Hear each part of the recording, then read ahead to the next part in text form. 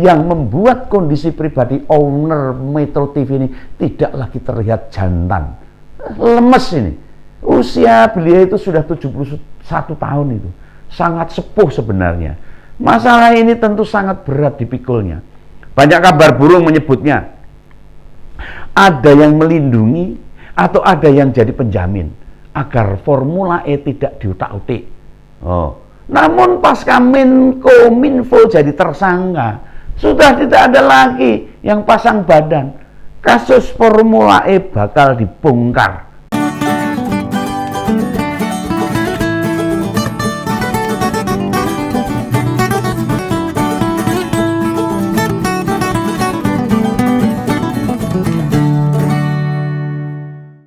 Halo, ketemu lagi dengan Om Begawan dalam Ngopini Politik Ngompol. Terkuaknya kasus korupsi Pak Joni G. Plate, diakui atau tidak, jelas berdampak signifikan pada pencapresan Anies Baswedan.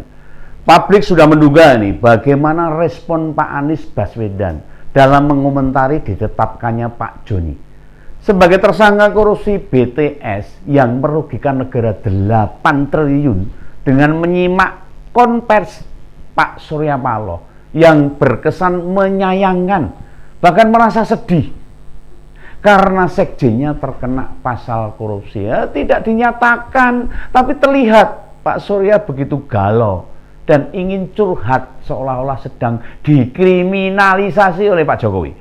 Ya, coba kita lihat kembali nih, mimik muka, bahasa tubuh, dan bahasa narasinya terlihat sekali dia ingin dikasihani, diberi simpati publik. Ya jelas pula dia tidak bisa terima. Mungkin loh ini mungkin loh masih terbawa perasaan yang kemarin tidak diajak kongko ngeteh ngopi bareng sama partai koalisi pemerintah. Ya bisa jadi merasa bisnisnya terhambat, tidak mendapatkan order lagi dari proyek BUMN, merasa pula Pak Jokowi sudah tidak menganggap dirinya, ya, pernah berjasa loh mendukung 2 periode loh Nasdem Pak Surya Paloh ini. Lalu kini sekjennya terjerat kasus memalukan, yaitu korupsi yang luar biasa. Dalam perkara yang dialami partai lain, misalnya kader terlibat kasus, maka partai akan bersikap biasa dan mengikuti proses hukum yang berjalan. Atau partai yang tegas, begitu kader berstatus tersangka sudah langsung memberi sanksi pemecatan, keluarkan. Bukan tidak memecat, apalagi memberi bantuan hukum. Tidak ada yang baper, tidak ada partai yang mengasihi kadernya yang menjadi tersangka korupsi. Nah, sikap ini bisa dilihat publik bahwa SP justru melindungi sekjennya.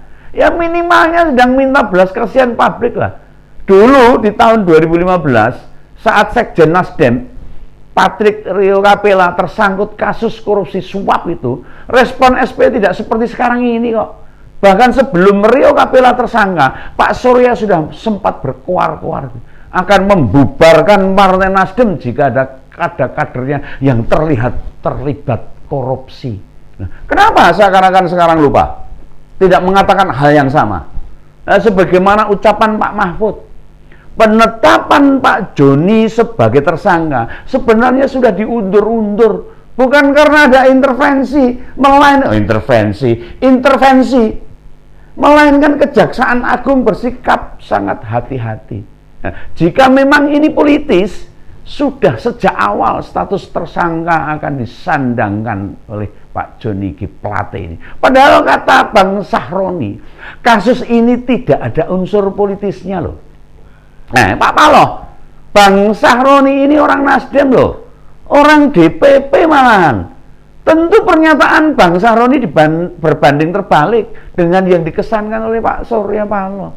Yang kita tangkap masih tidak terima. Dan ada anggapan ada permainan politik by design katanya.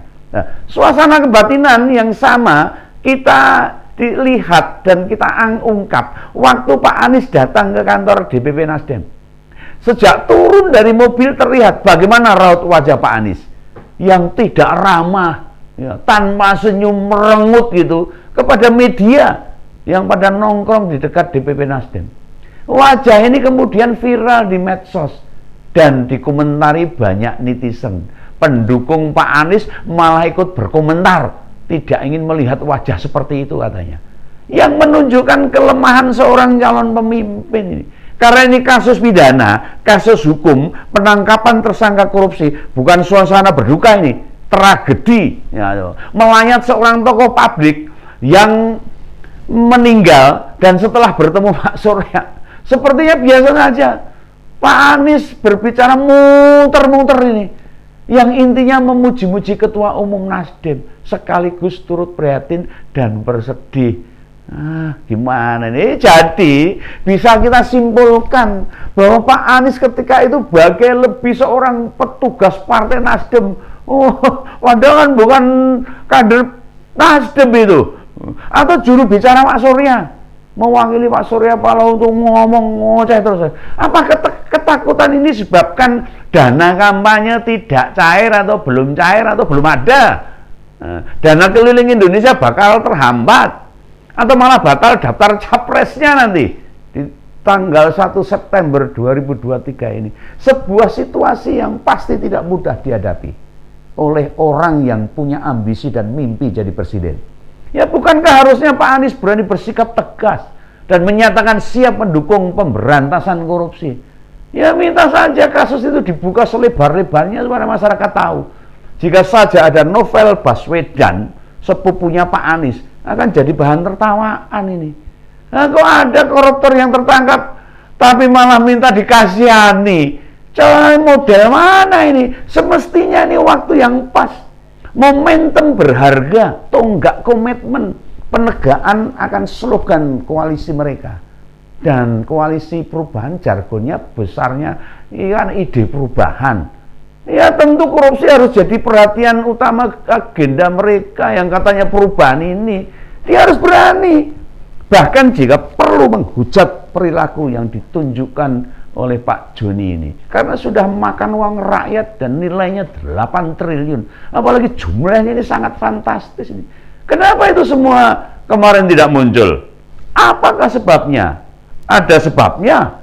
Bukankah Pak Anies mengatakan tetap maju, tidak ada yang ditunda, tidak ada yang terhambat, dan tidak ada yang melambat, semua lancar katanya. Namun kita semua jadi saksi loh Pak. Aura suasana kebatinan yang tertangkap sudah tidak seperti yang Anda sampaikan. Semangat Pak Surya terlihat memudar, bahkan tidak turut mendampingi jumpa pers capres koalisi perubahan itu. Nah, kini kita bertanya-tanya, akankah Nasdem masih gagah berani berada di garda terdepan, memimpin Demokrat dan PKS mengusung Pak Anies? Sudah beberapa hari ini Pak Surya tidak muncul loh di publik. Ya, kemana? Beliau kemana? Menarik ini, kita tunggu ini. Kita tunggu-tunggu. Setelah terbongkarnya kasus ini, masihkah Pak Surya pede bila bertemu dengan Presiden? Ya, kayaknya koalisi perubahan semakin limbung ini, diterpa badai. Dan siapkah PKS maupun Demokrat tetap berjibaku mengusung angin perubahan di Indonesia ini? Dalam milad PKS sih masih pada terlihat bersemangat itu. Tapi Pak Surya juga tidak hadir di sana. Jelas ini, itu faktor kasus BTS, pasti ini, yang membuat kondisi pribadi owner Metro TV ini tidak lagi terlihat jantan, lemes ini. Usia beliau itu sudah 71 tahun itu, sangat sepuh sebenarnya. Masalah ini tentu sangat berat dipikulnya. Banyak kabar burung menyebutnya, ada yang melindungi atau ada yang jadi penjamin agar Formula E tidak diutak-utik. Namun pasca Menkominfo jadi tersangka, sudah tidak ada lagi yang pasang badan. Kasus Formula E bakal dibongkar. Yang juga sama-sama mengerikan. Nasdem mengancam mencabut dukungan di kubu koalisi. Terbongkarnya kasus Pak Joni ini menunjukkan tidak ada yang bisa menjadi jaminan untuk sebuah kasus korupsi. Itu sama saja memandang remeh komitmen Pak Jokowi untuk memberantas korupsi di Indonesia ini. Meskipun akhir-akhir ini muncul banyak kasus-kasus korupsi, jangan pernah menantang Pak Jokowi, atau kalian semua akan malu karenanya. Pesan Om Begawan. Sampai ketemu dalam Ngopini Politik. ngompol. Salam Begawan, sampai jumpa.